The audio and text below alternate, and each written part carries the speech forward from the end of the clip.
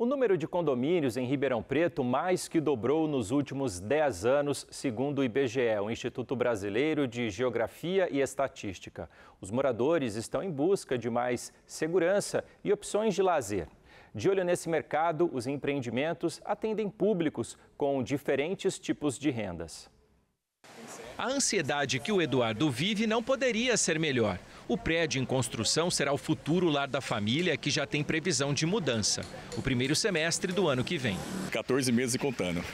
O prédio na Zona Sul terá um sistema de gestão inédito na cidade. Vai oferecer desconto no valor do condomínio aos moradores que usarem os serviços que serão disponibilizados. Quanto mais você utiliza dentro do condomínio, mais barato fica a prestação que você paga. Eu achei isso muito interessante, uma modernidade bem legal, que o conceito já acontece em São Paulo e vai ser a primeira vez aqui em Ribeirão. Eu achei isso bem viável e definitivo em escolher a compra aqui. O número de condomínios em Ribeirão Preto cresceu mais de 150% nos últimos 10 anos. Fora deles, nesse mesmo período, construções de casas em ruas não atingiram 10% de crescimento.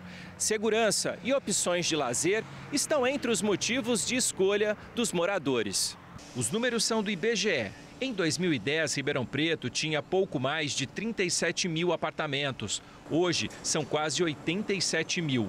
Casas em condomínio saltaram de 4.450 unidades para mais de 11.200.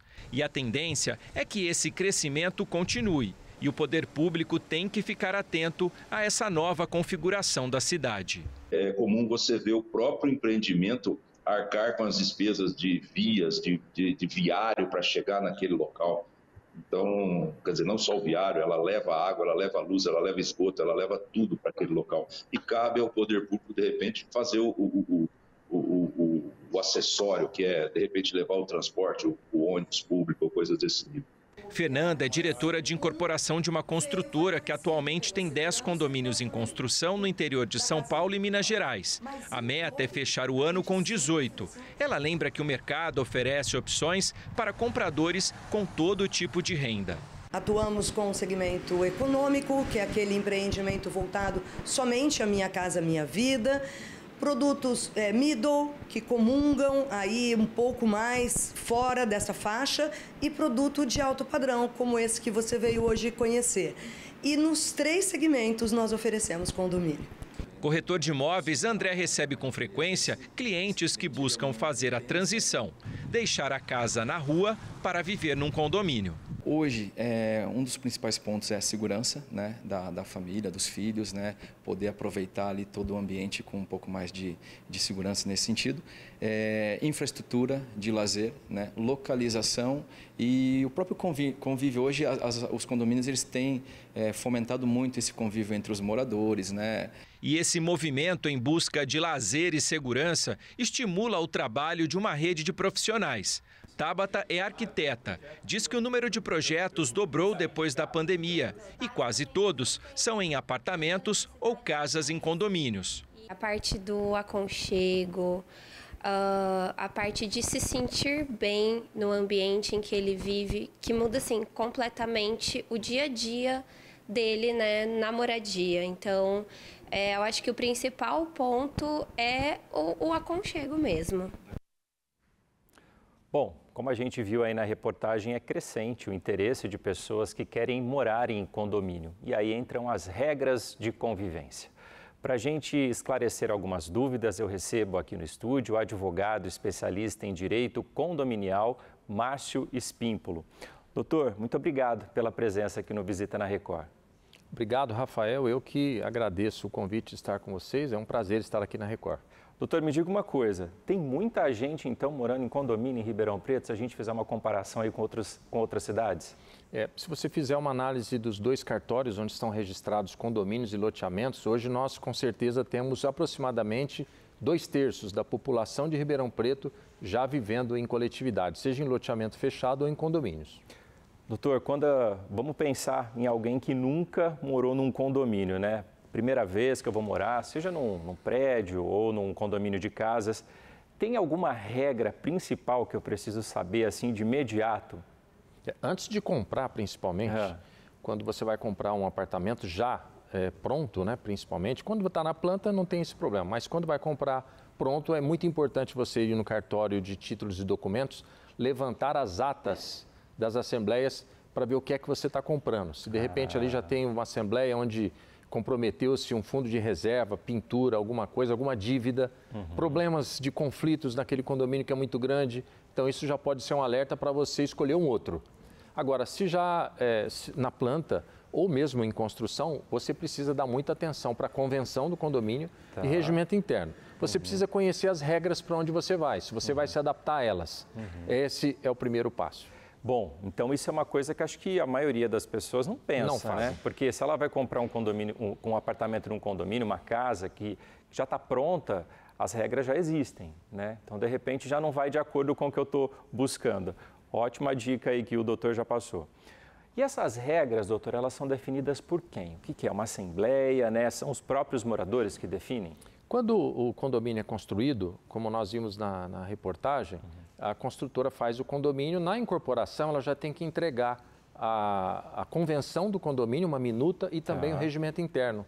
Então essas regras já são feitas ali pela própria construtora.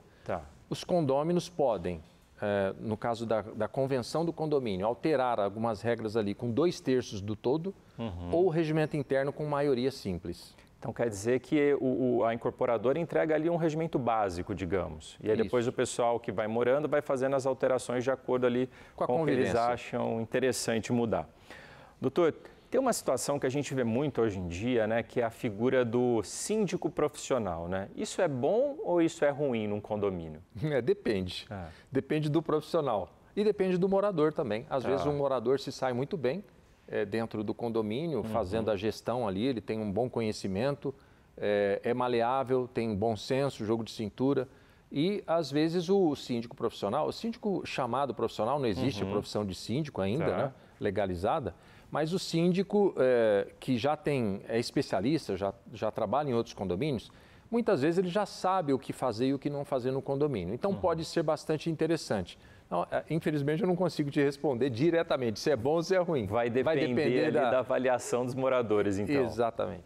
Doutor, às vezes a gente ouve o seguinte, no meu condomínio a cobrança de gás é separada e a cobrança de água também. Aí no outro diz assim, no valor do meu condomínio está incluso água e gás.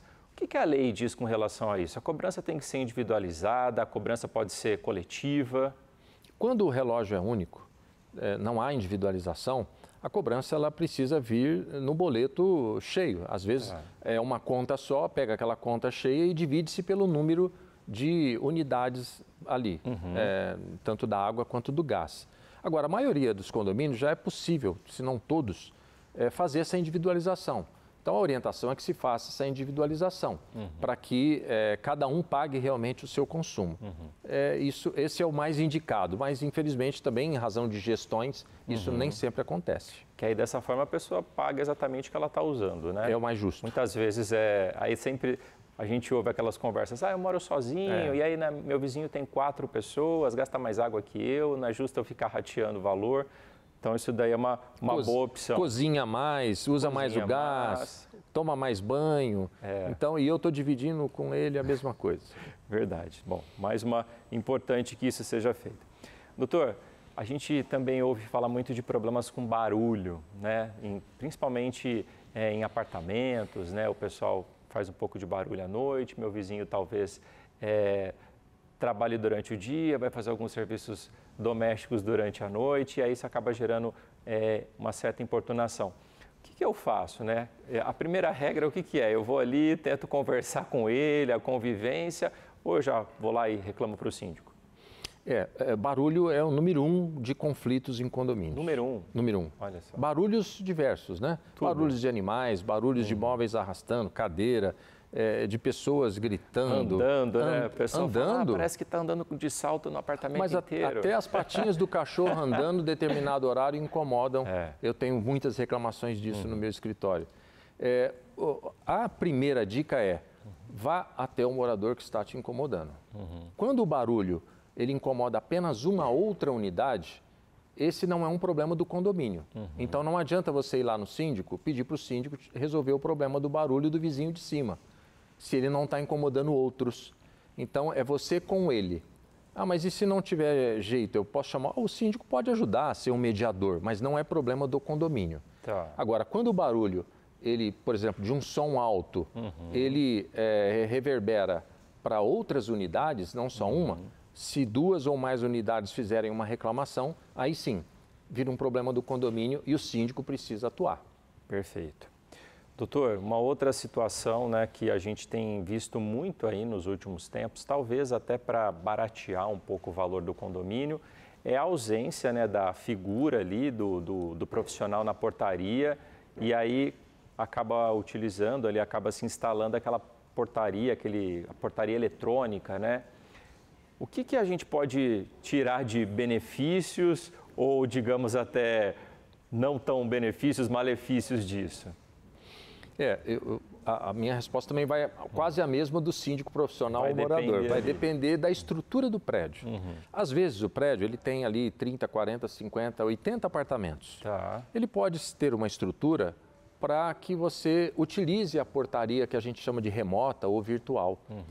Pode ser que alguém à distância faça o atendimento ali do interfone quando alguém vem tocar.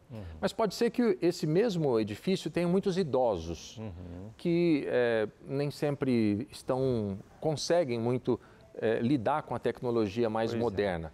E prefere aquele porteiro que dá o bom dia, boa tarde, que está ali de repente para ajudar a carregar uma sacolinha até o hall do elevador, enfim. Então, vai depender muito da estrutura. É mais barato, bem mais barato, essa estrutura de portaria remota, mas é preciso avaliar, fazer um teste bem conciso e amplo até, no sentido de que se para aquele condomínio... Vai funcionar. Vai funcionar. A necessidade de cada um ali. Porque às vezes até, Rafael, pode ser que o condomínio decida terceirizar para humanos, né, uma terceirizada de serviços, ou manter funcionários orgânicos. Tá. Tudo vai depender da coletividade. O que é que a maioria prefere? O síndico não pode fazer isso à revelia, aleatoriamente, sem uma assembleia e uma consulta para os condôminos. Pretendo mudar. Me traz aqui, então, quais são os benefícios, os prós e os contras do que nós temos. E aí todo mundo decide. A maioria. Sempre. Doutor, a gente está bem perto aí da AgriShow, que é uma feira que movimenta muito aqui, né, a cidade, toda a região. E aí a gente sabe que hotéis estão já com as reservas esgotadas e nesse momento muita gente acaba alugando, né, a casa ali para a temporada. O que a lei diz com relação a isso? Caso eu tenha um apartamento ou uma casa num condomínio, eu posso fazer essa locação por um período de uma temporada, digamos aí para a AgriShow, uma semana, 10 dias? Nós temos a lei do inquilinato, artigo 48, inclusive, da lei, que permite a locação para temporada para essas situações. Tá. E essa locação é por até 90 dias. Acima disso, tem que ser uma locação regular, normal. Então, de 1 a 90 dias, você pode fazer essa locação para temporada. Você pode receber os inquilinos na sua casa e independentemente da forma de aproximação que você teve com ele, por aplicativos de esse tipo de hospedagem ou mesmo um contrato com uma imobiliária. Tá. O que eu tenho visto muito é alguns condomínios já estarem proibindo esse tipo de locação em razão de 1 ou 2 decisões do nosso Superior Tribunal de Justiça em relação a casos que eles entenderam que naqueles casos específicos aquela locação não era uma locação típica, locação para temporada, e sim um tipo de hospedagem. Tá. Até porque, por exemplo, só para ilustrar, o proprietário da unidade, ele fracionava a unidade dele, inclusive construindo paredes em sala para colocar cama de um lado, cama de um outro. Então, esse tipo de situação foi realmente proibida.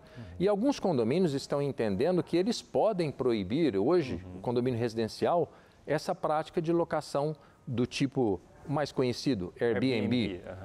Tem o Booking, tem outras plataformas, né? Mas isso é muito perigoso. O condomínio pode receber uma ação, então é preciso entender que a decisão ou as decisões do STJ não vinculam automaticamente os outros condomínios. Foram a esses casos. Tanto que há decisões, inclusive eu tive uma decisão recente de o juiz daqui, que ele não se vinculou à decisão do STJ. E ele disse expressamente, a locação é constitucional, é residencial. A locação para a temporada ela deve ser feita num condomínio residencial e não num comercial.